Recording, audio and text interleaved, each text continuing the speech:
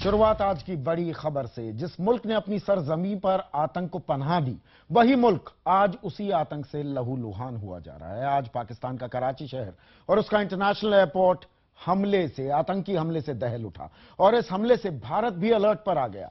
तहरीक तालिबान के 10 आतंकियों ने यात्रियों से भरे हवाई जहाज हाईजैक कर तमाम इमारतों को तबाह करने की साजिश से जिना हवाई अड्डे पर हमला बोल दिया।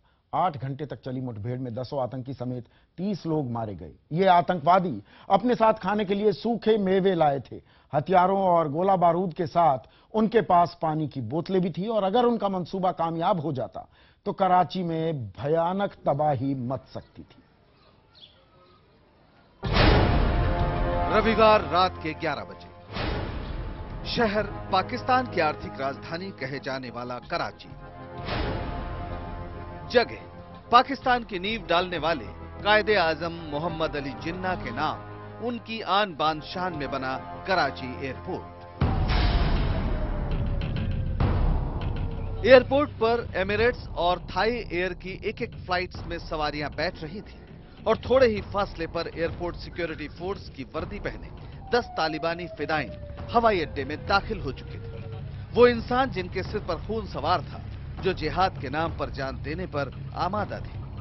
कमर में बंधी थी विस्फोटकों की बेल्ट, हाथों में Kalashnikov automatic rifle, rocket launcher, कंधे पर बैकपैक जिसमें था गोला बारूद और खाने के लिए सूखे मेवे, पानी की बोतलें, और दिमाग में गूंजती रही सिर्फ एक तकरीर, सरकार को नुकसान पहुंचाओ, प्लेन हाईजैक कर लो और सरकारी इमारतों को नेस्तो नाबूद कर दो।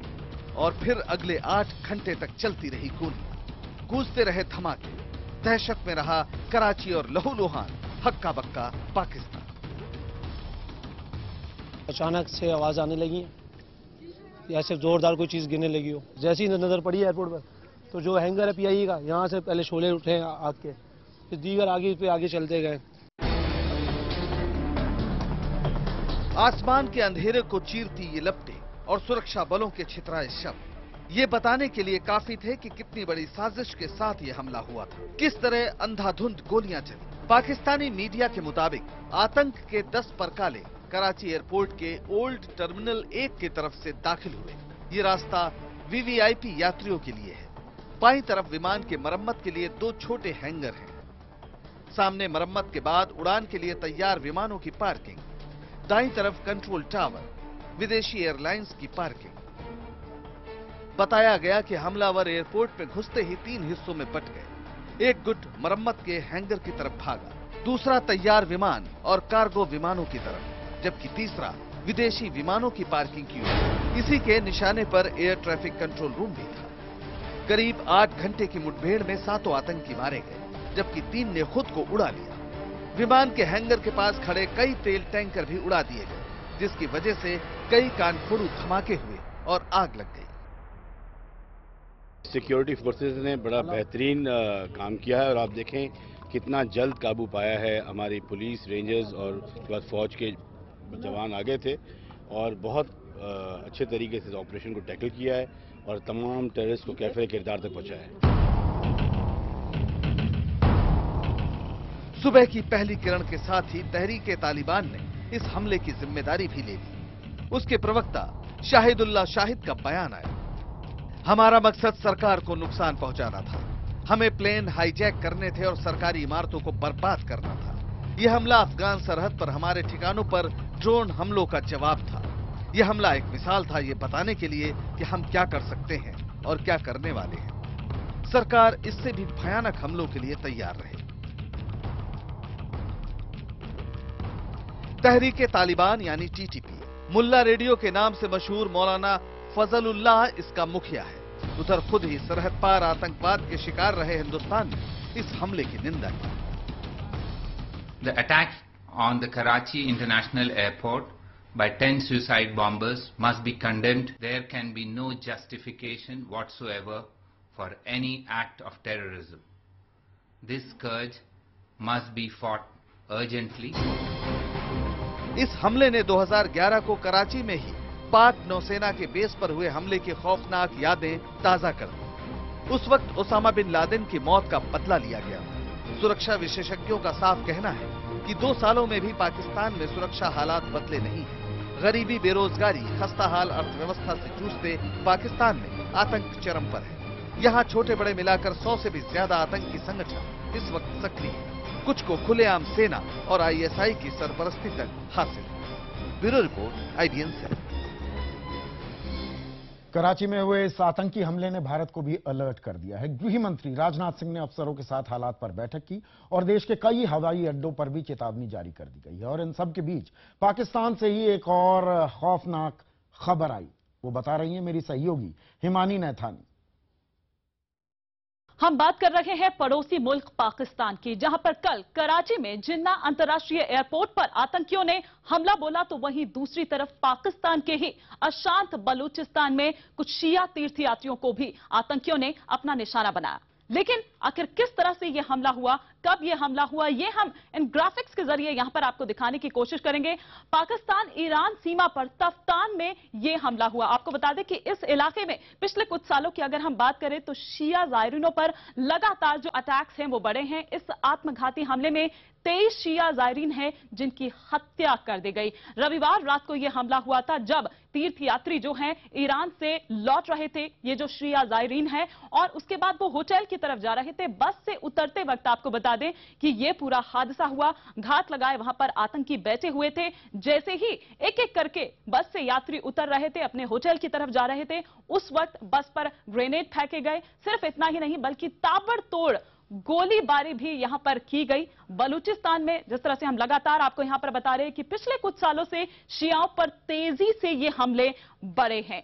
और पाकिस्तान ईरान सीमा पर ही बलूचिस्तान है। जहां तक हम यहां पर बात करें शिया जायरीनों की, तो अगर पिछली बार की बात करें तो पिछले साल क्वेटा में 2 बम धमाकों में करीब 200 शियाओं की मौत हो गई थी। उस वक्त उर्स चल रहा था और उसी दौरान यह पूरा हादसा पेश आया था। लश्कर जंगवी ने उस वक्त जो ये हमले की जिम्मेदारी है वो ये ली थी। और इस वक्त अगर बात करें तो पिछले 2 साल में पाकिस्तान में कुल 1000 शिया हैं जिनकी हत्या हो गई है। कुल आबादी की अगर हम यहां पर बात करें तो पाकिस्तान में शियाओं की आबादी करीब 20% है।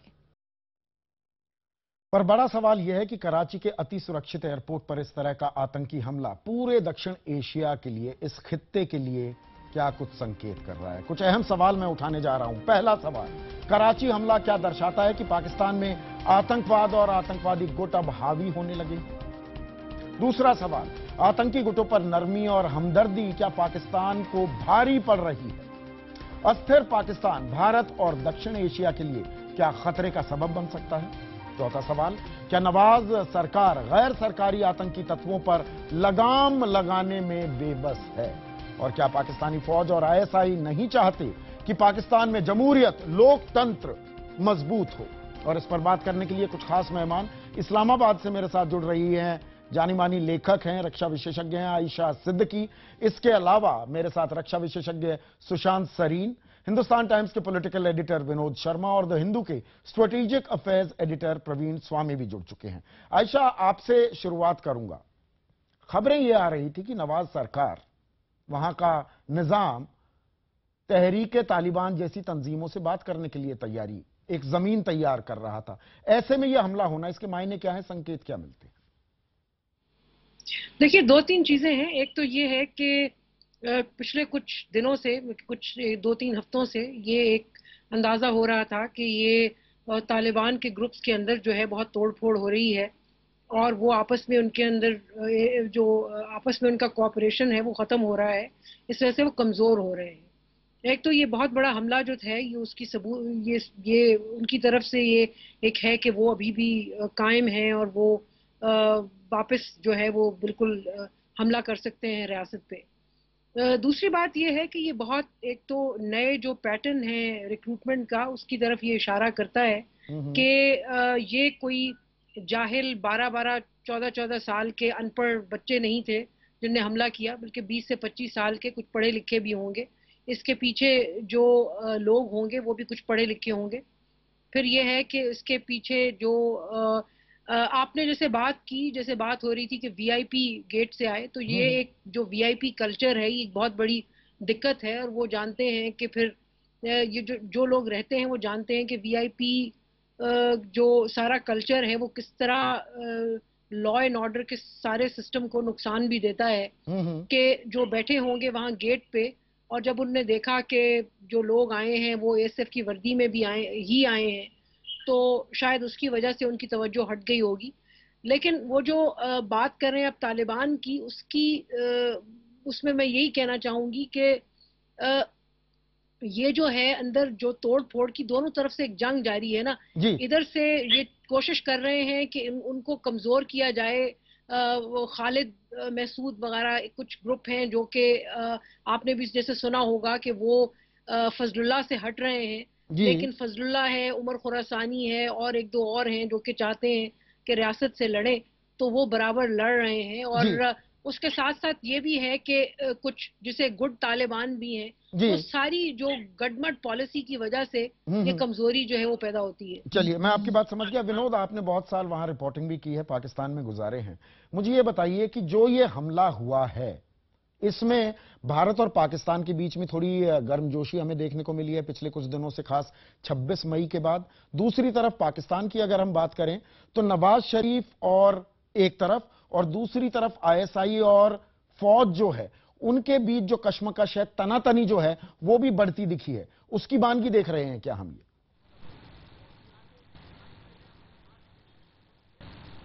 ये मुझसे पूछा आपने? जी देखिए, बात यह है कि फरवरी माह से जो बातचीत तहरीक तालिबान के साथ चल रही थी, एक तो एक राय नहीं थी उस बातचीत पे, क्योंकि जिस तरह से हमारे देश में दो राय रहती हैं कि भाई हमने नक्सलिज्म के साथ कैसे डील करना है, पॉलिटिकली करना है, मिलिटरीली करना है, क्योंकि बार बार ये आर्गुमेंट होता है कि तो हमारे अपने ही देश के लोग हैं, तो इनके खिलाफ हमको सिर्फ मिलिट्री सोल्यूशन ही नहीं ढूंढना है बल्कि कोई पॉलिटिकल सोल्यूशन भी ढूंढना है। उसी दुविधा में पाकिस्तान की सरकार है। वहाँ पर कुछ लोग ये मानते हैं कि तालिबान के साथ बातचीत की जा सकती है, हालांकि ये बात भी साफ है कि ये तहरीक तालिबान जो है, ना ये जमहूरियत में विश्वास रखते हैं, ना वो किसी तरह के उस निज़ाम में विश्वास रखते हैं जिसका कोई वेस्टर्न कॉन्सेप्ट हो, और वो एक अपने आप को एक नया निज़ाम देने की चेष्टा कर रहे हैं पाकिस्तान को। और इसलिए मैं समझता हूँ कि वो पाकिस्तान के लिए ज़्यादा खतरनाक हैं, क्योंकि उनकी लड़ाई सिर्फ इंडिविजुअली नहीं, सिस्टम के साथ भी लड़ाई वहाँ पर है। और चूंकि उनके अंदर बहुत इख्तलाफ है, उनके अंदर जो फैक्शनलिज्म इतना है कि उसके चलते, जैसा कि अभी आयशा ने बताया, कि वहाँ एक दूसरे पे हावी होने के लिए या बताने के लिए कि हम एक दूसरे ग्रुप से ज़्यादा इम्पोर्टेंट है, वो लोग ऐसे हादसे करते हैं। डर ये है कि अगर ये लोग सक्सेसफुल हो जाते संदीप, तो फिर इनका जो ऑपरेशन है ये पाकिस्तान तक सीमित नहीं रहता। देखिए, ये पाकिस्तान में मुंबई क्रिएट करने निकले थे और उससे भी शायद ज्यादा डिस्ट्रक्शन वहां पर वो करते, और इनका सिर्फ एक ही मैसेज था। देखिए, वहां कश्मीर जैसे जो कराची है वो फाइनेंशियल कैपिटल है पाकिस्तान का, जिस तरह से मुंबई हमारा फाइनेंशियल कैपिटल है। बिल्कुल। और ये लोग चाहते थे कि वहां पर क्राइसिस क्रिएट कर दें, और वहां पर इतना बड़ा मतलब ये शरीफ सरकार के लिए और साथ साथ पाकिस्तान पीपल्स पार्टी के लिए, क्योंकि वहां पर जो लोकली जो निजाम है वो तो पाकिस्तान पीपल्स पार्टी का है जी। तो इसलिए ये जो इनका जो कॉन्स्पिरेसी था, इसके कई डायमेंशंस है और इसको सही तरह से इन्वेस्टिगेट करने की जरूरत है। और आईएसआई और मिलिट्री और सिविलियन गवर्नमेंट, मुझे शक है कि क्या वो एक ही पेज पर है कि इन लोगों के साथ किस तरह से डील करना है। मेरा अगला सवाल के लिए लीड दे दी जी। विनोद, आपने मेरे अगले सवाल के लिए लीड दे दी। देखिए, क्योंकि जो एयर स्ट्राइक्स कर रही है वहां की सरकार, हाँ। जो वहां की फौज जो इनके ठिकानों पे एयर स्ट्राइक्स कर रही है, ये कह रहे हैं हमने इसका बदला लिया है। हाँ। और हमने पहला ही ये ट्रेलर दिखाया आपको, और हम मुसलसल ये काम करते रहेंगे। तो वहां पर जो विरोधाभास है उसको रिजॉल्व करना पड़ेगा नवाज शरीफ की सरकार को और आर्मी की लीडरशिप को, क्योंकि इस तरह के विरोधाभास के चलते ना सिर्फ वो अपने मुल्क में खतरा पैदा कर रहे हैं बल्कि पूरे बर्रे सगीर में खतरा पैदा कर रहे हैं। बिल्कुल, आपने जो शब्द इस्तेमाल किया, फ्रेज इस्तेमाल किया, प्रवीण स्वामी, आपकी तवज्जो चाहूंगा कि क्या सरकार, फौज, आईएसआई ये सेम पेज पर हैं? और ये सवाल मैं इसलिए कर रहा हूं कि ये कराची में पहला हमला नहीं, नेवल डॉकयार्ड्स पर भी हमला हो चुका है, वहां पर भी 18 घंटे मुठभेड़ चली थी। और जो कल रात को हुआ कराची में, वो वीआईपी गेट जिसका इशारा कर रही थी आयशा, वीआईपी एंट्रेंस से ये घुसते हैं। तो यहां पर क्या ये कहने को, चाहे नॉन स्टेट एक्टर्स हों, इन पर हमले हो रहे हों और बातचीत से मनाने की भी कोशिश हो, कुछ ना कुछ एस्टैब्लिशमेंट का एक बड़ा हिस्सा इन आतंकी तंजीमों को शायद प्रत्यक्ष या परोक्ष रूप से समर्थन सहायता भी देता दिखा इस हमले के जरिए?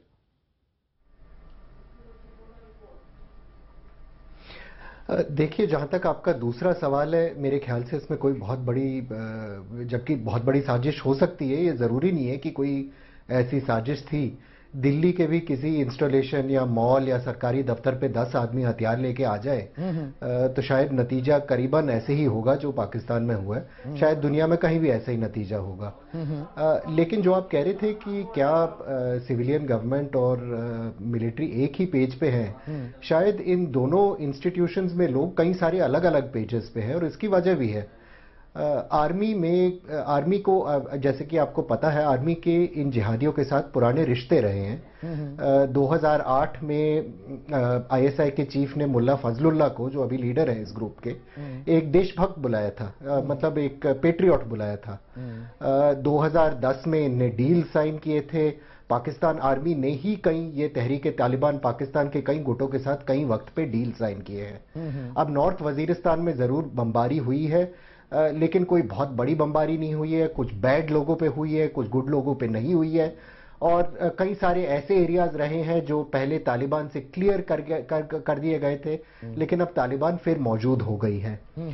पॉलिटिकल सिस्टम में भी, जबकि ये कहा जाता है कि सरकार नेगोशिएटेड सोल्यूशन चाहती है, कई सारे लोग हैं जो शायद समझते हैं कि ये नेगोशिएशन से ज्यादा कुछ निकलने नहीं वाला है, क्योंकि पहले सारे जो नेगोशिएशन हुए हैं आखिर वो फेल हुए हैं।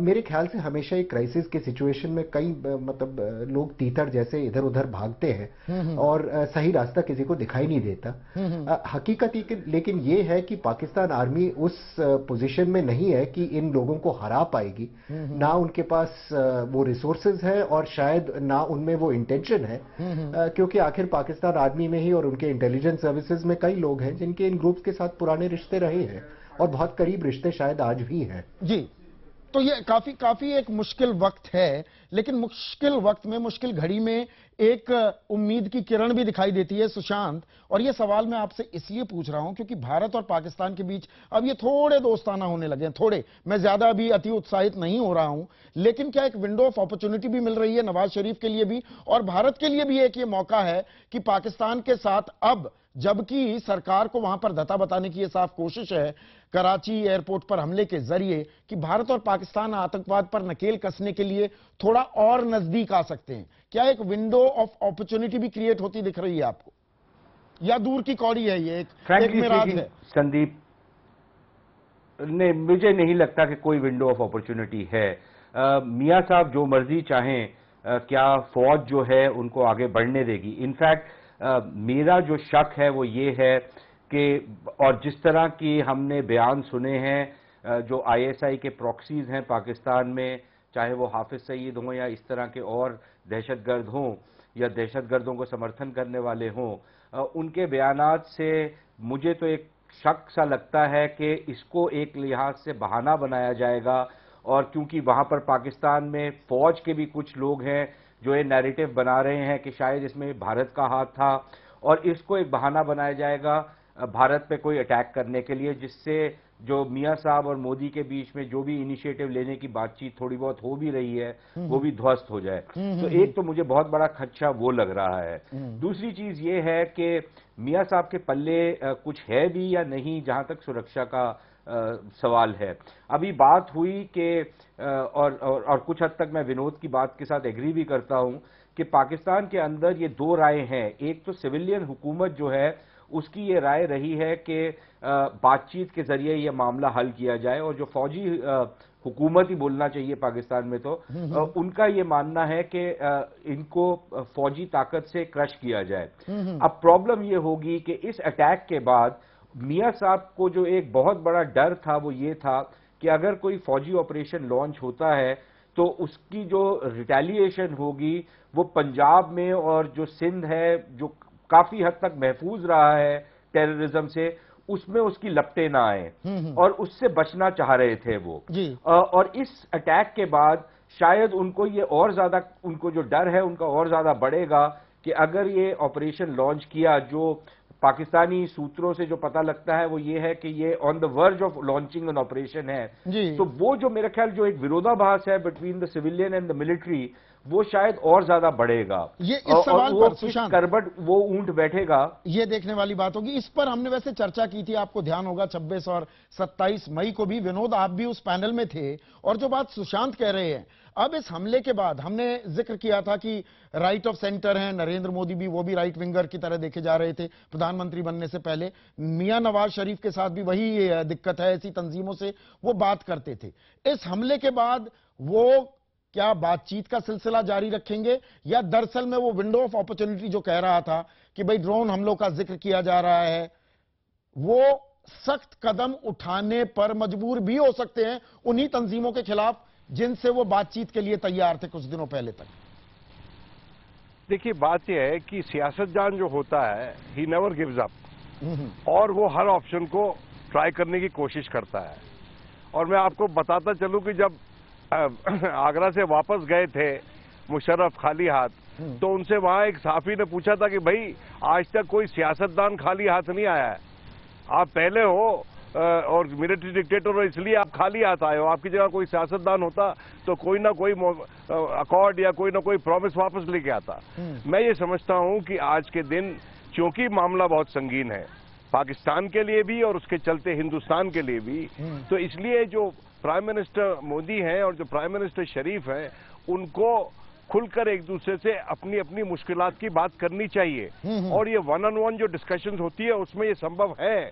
जब मियां साहब यहाँ आए थे तो उनकी वन ऑन वन डिस्कशन भी हुई थी हमारे प्रधानमंत्री से जी। तो वन ऑन वन डिस्कशन में जो बातें होती हैं, बहुत सी पोजीशन जो होती हैं जो आपने पब्लिकली ली होती हैं और दे आर फ्रोजन, और उसको आपको चेंज करने में जरा मुश्किल होता है पॉलिटिकली। लेकिन अगर आप आपस में खुल के बात करें तो एक दूसरे की मदद कर सकते हैं और एक दूसरे को कुछ ना कुछ ऐसा इंडिकेशन दे सकते हैं ताकि वो अपने फ्लैंक्स को प्रोटेक्ट करके चलें। बिल्कुल। प्रवीण स्वामी, तो इसलिए एक आखिरी सवाल। विनोद, मैं I am running out of time, बहुत माफी चाहूंगा। प्रवीण, आखिरी सवाल आपसे, इस हमले का स्पिल ओवर भारत में भी देख सकते हैं क्या? हमें सतर्क कितना रहने की जरूरत है? संदीप जी, बहुत सतर्क रहने की जरूरत है। आपने आज ही देखा होगा कि लश्कर ए तैयबा के लीडर हाफिज मोहम्मद सईद ने ट्वीट किया इस हमले के लिए भारत को जिम्मेदार ठहराते हुए, और कुछ और जिहाद पसंद वेबसाइटों पे अजीब अजीब सी खबरें भी आई कि ये हमलावर कुछ भारत में बने कच्चे बनियान पहन रहे थे या गोलियों पे संस्कृत के श्लोक लिखे हुए थे। मेरे ख्याल से अगर ये बिग पिक्चर देखा जाए तो ये स्पष्ट है कि पाकिस्तान फौज के लिए एक ही तरीका है अपनी इज्जत बचाने का, और वो ये है कि भारत के साथ किसी तरह रिश्ता बिगाड़े। इसलिए मैं कोई हैरानगी की बात नहीं समझूंगा कि अगले आने वाले महीनों में लश्कर ए तैयबा जैसी तंजीमें जो 26/11 के बाद काफी चुप रही हैं, वो दोबारा अपनी एक्टिविटीज बढ़ाए। और शायद इसका पहला इशारा हमें हेरात में मिला था, जहां अब हमें पता है अफगानिस्तान के सरकार के बयानों से कि हमारे मिशन पे जो हमला किया था वो लश्कर ए तैयबा नहीं किया था, और ताजपोशी से ठीक पहले, नरेंद्र मोदी की ताजपोशी से ठीक पहले जी। हाँ जी, बिल्कुल, उसके कुछ ही घंटों पहले।